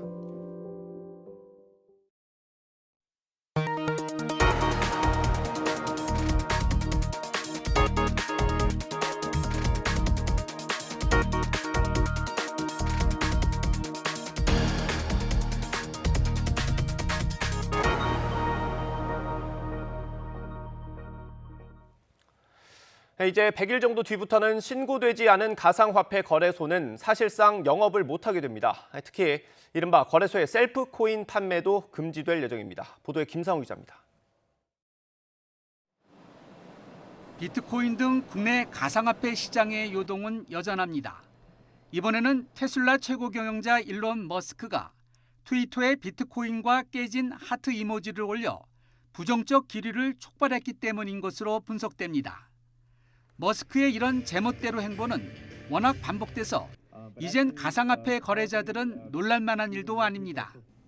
오히려 가상화폐 사업자의 관리감독 주무부처로 지정된 금융당국의 행보를 보며 당국의 사전 고지가 실제 이뤄질지 촉각을 곤두세우고 있습니다. 금융정보분석원은 최근 가상자산 거래소 관계자들과 간담회를 통해 관련법 개정에 따라 조치할 것임을 설명한 것으로 알려졌습니다. 금융위원장은 최근 신고를 마친 거래소 투자자의 자금만 보호된다고 강조했습니다. 거래소는 특정 금융정보법에 따라 오는 9월 24일까지 시중은행의 실명 확인, 입출금 계정 개설 등의 요건을 갖춰 사업자 신고를 접수해야만 사실상 영업이 가능합니다. 투자자들의 피해가 우려되는 것 가운데 하나는 국내 거래소의 이른바 거래소 발행 코인입니다. 암호화폐 거래소가 이제 먹튀할 수 있다는 거에 대한 우려들을 많이 하시는데요. 현실적으로 그걸 먹튀할 수 있는 상황이 발생할 수가 있습니다. 현재 파악된 거래소 코인은 7개쯤. 당국은 거래소 코인뿐만 아니라 거래소와 이해관계가 얽혀있는 관계사 코인들도 해당 거래소의 상장과 거래를 사실상 금지할 방침인 것으로 알려졌습니다. 거래소의 직간접적인 발행 코인 투자자들은 관련 투자자 보호 장치가 없으면 디지털 휴지 조각이 되는 셈입니다. 앞으로 약 100일 뒤 이른바 거래소 셀프 발행 코인 등에 대한 경고등이 켜졌습니다. YTN 김상호입니다. 국제 해커 집단 어나니머스가 가상화폐 시장을 쥐고 흔드는 일론 머스크 테슬라 최고 경영자에게 경고를 날렸습니다. 어나니머스는 유튜브에 머스크에 보내는 어나니머스 메시지라는 영상을 올려서 머스크의 가상화폐 놀이에 여러 삶이 파괴됐다며 지난주 머스크의 트윗은 일반 노동자를 경시한 처사라고 비판했습니다. 어나니머스는 머스크 당신이 공공장소에서 떼를 쓰는 통에 수백만 명이 자신의 꿈을 청산했지만 그동안 당신은 수백만 달러 저택에서 이들을 조롱했다고 주장했습니다. 그러면서 당신이 제일 똑똑하다고 생각할지 모르겠지만 이번에 임자를 만났다며 기대하라고 메시지를 끝냈습니다. 서울 지하철 2호선이 한때 운행을 멈춰서 출근길 시민들이 큰 불편을 겪었습니다. 오늘 오전 6시 20분쯤 서울 지하철 2호선 신도림역의 신호기 고장으로 열차 운행이 10여 분 동안 멈췄습니다. 서울교통공사 측은 신호기를 임시로 복구해서 열차 운행이 재개됐지만 지연 운행하고 있는 상황이라고 밝혔습니다. 휴일이자 현충일이었던 어제 서울 국립현충원엔 참배 발길이 이어졌습니다. 초여름 날씨 속에 나들이를 나온 가족들도 많았습니다. 여전히 방역에 대한 우려가 남아있지만 백신 접종률이 높아지면서 일상 회복에 대한 기대도 커졌습니다. 신준명 기자의 보도입니다. 국립서울현충원을 찾은 국가유공자의 유족들. 시간이 흘러 흐려진 고인의 이름을 덧칠합니다. 준비한 조화를 내려놓고 비석도 정성스럽게 닦습니다. 세월이 워낙 오래 흘러서 처음에는 너무 애달프고 너무 갑작스레 당한 일이라서 이제 그때 순간이 생각하면 또 목이 메이는데. 지난해 현충일에는 코로나19 탓에 사전 신청한 유족에게만 참배를 허용했던 서울현충원이 올해는 일반 시민들에게 개방됐습니다. 제66회 현충일을 맞아 국립서울현충원에는 순국 선열과 호국 영령의 넋을 기리기 위한 발길이 이어졌습니다. 다만 인원이 몰릴 것에 대비해 5인 이상 모임과 음식물 섭취는 허락되지 않았습니다. 실내 시설 이용도 제한돼 따가운 햇볕을 피할 곳이 마땅치 않기도 했지만 참배객들은 방역 수칙을 지키며 추모했습니다. 지킬 건 지키면서 또 현충원이 가지는 의미도 되새길 수 있는 것 같아서 여기 오시는 다른 분들한테도 참 고맙게 생각하고 저 역시도 지켜야겠다라는 생각은 하고 있습니다. 눈부신 초여름 휴일을 즐기려는 가족 나들이객들로 도심 곳곳은 북적였습니다. 하루 평균 3만 명이 찾는 어린이 대공원 역시 사람이 몰렸습니다. 직원들은 야외 벤치와 그늘막 사이 간격을 넓히는 등 강화된 방역 조치를 거듭 안내합니다. 저희가 사회적 거리두기 때문에 마스크 착용해도 돼요? 여전히 감염 우려에 조심스러운 사람들은 백신 접종률이 높아지고 있는 만큼 여름이 지나고 나면 자유롭게 외출할 수 있지 않을까 기대해 봅니다. 애들 키우는 입장으로서 이제 백신을 맞으면은 아무래도 외부 활동이라든지 이제 뭐 코로나에 대한 걱정 같은 게 좀 덜 하겠죠.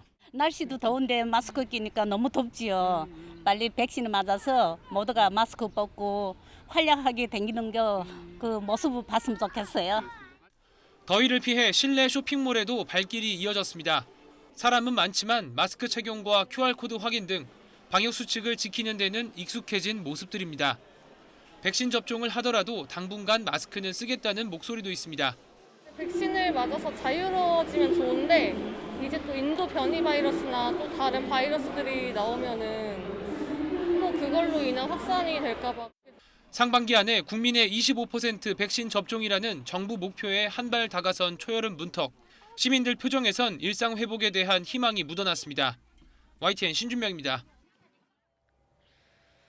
네, 부부의 인연을 맺었지만 경제적인 이유나 코로나19 등으로 결혼식을 올리지 못한 분들이 많습니다.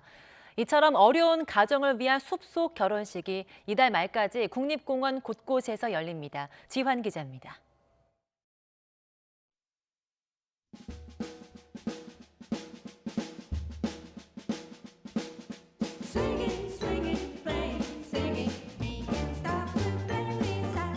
국립공원 설악산, 오늘따라 봄 햇살이 더 화사합니다.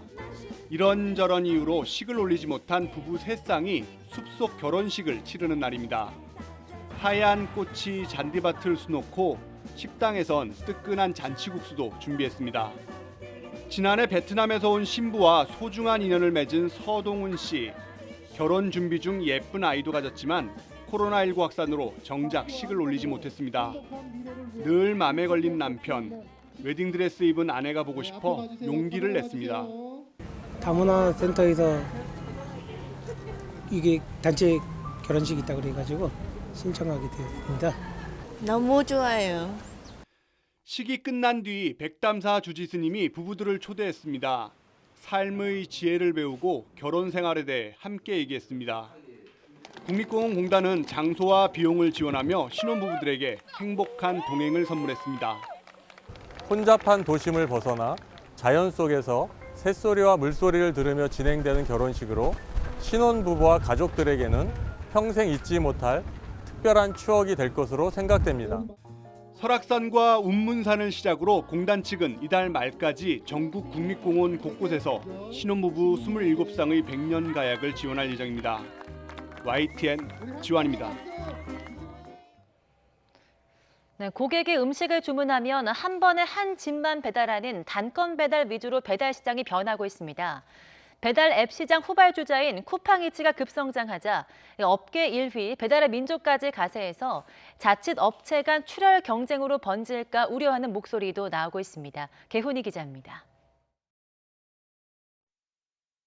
우린 몰라도 너무 몰랐어. 다들 돌았다는 것을. 다들 돌았어. 100% 한집 배달.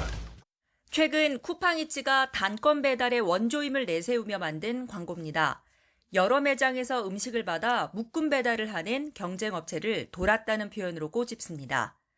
쿠팡이츠는 배달앱 시장에서는 후발주자지만 한 번에 하나의 음식만 배달하도록 하면서 시장 점유율을 급격히 늘려나갔고 배달 속도도 경쟁사보다 2배 이상 빨랐습니다. 그러자 이번에는 업계 1위 배달의 민족이 단건 배달 시장에 뛰어들었습니다. 단체 배달이나 단건 배달에 대한 시장의 니즈가 커졌습니다. 빠른 배달을 원하는 고객과 업주의 요구를 반영하면서 시장 경쟁에서 뒤처지지 않기 위한 생존 전략으로 이번 배민원을 도입하게 됐습니다. 관건은 누가 더 안정적으로 배달 기사를 확보하느냐는 겁니다. 가령 한 번에 3건의 주문이 들어왔을 때 기존의 묶음 배송의 경우 라이더 1명이 처리했지만 단건 배달은 3명이 필요하기 때문입니다. 여러 건을 한 건 배달하는 것보다 한 건을 배달하는 것이 훨씬 더 수입이 떨어지죠. 단건 배달로 해서 배달료가 적정 수준으로 오르지 않았기 때문에 그래서 라이더들은 여전히 한 건 한 건을 또 빨리빨리 배달하는 속도 경쟁에 놓여 있는 상황이다. 현재 배달앱 업체들은 단건 배달 시장에서 우위를 점하기 위해 너도 나도 중개료 인하나 배달비 지원 등의 비용을 투입하고 있습니다. 배달업체 간의 경쟁이 서비스가 더 좋아지고 그런 좋은 점도 있지만 또 한편으로는 소비자들에게 보여지지 않는 가격의 인상이라든지 이런 부분들이 나중에 우려가 될 수 있는 부분이라고 할 수 있겠습니다. 때문에 이 거대한 싸움이 끝나면 배달비 상승 등의 부담은 결국 소비자가 떠안게 될 거란 지적이 나옵니다. YTN 개훈입니다. 나이지리아가 자국 내 4천만 명이 사용하고 있는 트위터 사용을 금지하고 이를 어길 경우 처벌하기로 했습니다. 나이지리아 정부는 지난 4일 트위터가 자국의 공동체를 훼손한다는 이유로 트위터 사용을 무기한 중단한다고 밝혔습니다. 트위터가 지난 2일 나이지리아 대통령의 트윗을 게시물 정책에 맞지 않는다는 이유로 삭제한 지 이틀 만입니다. 네, 오늘 11일부터 영국에서 열리는 주요 7개국 G7 정상회의에서 중국의 이른바 1대1로 정책에 공동 대응하는 방안이 논의될 것으로 예상됩니다. 일본 마이니치 신문은 미국과 일본 정부 관계자를 인용해서 이번 G7 정상회의 의장국인 영국이 각 참가국에 1대1로에 대한 대응 문제를 의제로 올리는 것을 타진했다고 보도했습니다. 중국의 1대1로 구상은 개발도상국의 도로와 철도, 항만 등 인프라 건설을 지원하면서 영향력을 확대하려는 구상으로 G7 차원의 대응 논의는 이번이 처음입니다. 네, 비록 공격 포인트는 없었지만 그제 투르크메니스탄전 대승을 이끈 손흥민에게 찬사가 이어지고 있습니다. 월드스타의 경기력이 우리 대표팀을 완전히 바꿔놨다는 평가입니다. 김평정 기자가 보도합니다. 손흥민이 절묘한 볼 컨트롤로 상대 수비를 벗긴 뒤 측면 권창훈에게 패스하고 곧바로 황의조가 쐐기골을 만들어냅니다. 피파 홈피는 팀플레이의 정석을 보여준 이 장면을 가장 주목했습니다. 승리의 부적이나 다름없는 슈퍼스타 손흥민의 기술에 황의조의 마무리가 어우러져 한국의 경기력을 완성했다고 평가했습니다. 풀타임을 소화한 손흥민은 공격 포인트는 없었지만 앞서 권창훈의 골과 마지막 5번째 득점 등 모두 3골에 관여하며 주장의 품격을 과시했습니다. 상대가 한 수 아래이긴 했지만 손흥민의 존재 자체가 승리 전술이란 점을 각인시키며 이렇다 할 게임메이커가 없는 벤투호의 공백을 완벽하게 메운 겁니다. 손흥민이 수비를 끌고 다니면서 만든 공간을 황의조, 남태희, 권창훈 등 2선 자원들이 파고들어 5골차 대승을 낚은 셈입니다. Volto a referir, creio que fizemos jogo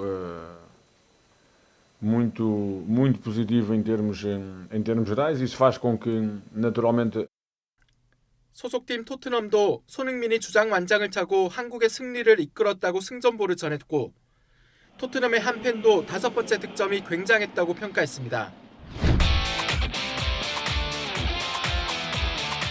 득점포는 직접 가동하지 못했지만 월드클래스의 기량을 뽐내며 팀 승리에 중추적인 구실을 한 손흥민.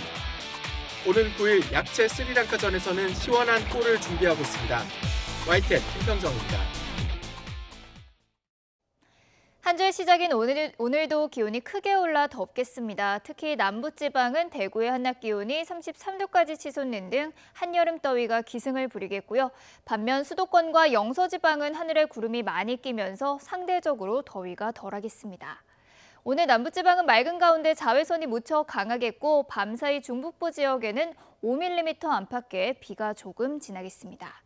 오늘 미세먼지 상황은 대체로 양호하겠지만 오존 농도가 높게 치솟겠는데요. 호흡기 건강에도 유의하셔야겠습니다. 오늘 낮 동안 반소매 차림이 어울리겠습니다. 서울의 한낮 기온은 26도, 대전은 30도, 광주 32도, 대구는 33도 선까지 크게 치솟겠습니다. 수요일인 모레는 서울도 32도까지 치솟는 등 올여름 들어서 가장 덥겠고요. 더위는 금요일 전국에 비가 내리면서 한풀 꺾일 전망입니다. 지금까지 날씨 정보였습니다. 네, 굿모닝 YTN 여기서 마치겠습니다. 잠시 후 YTN 24가 이어집니다. 시청해주신 여러분 고맙습니다.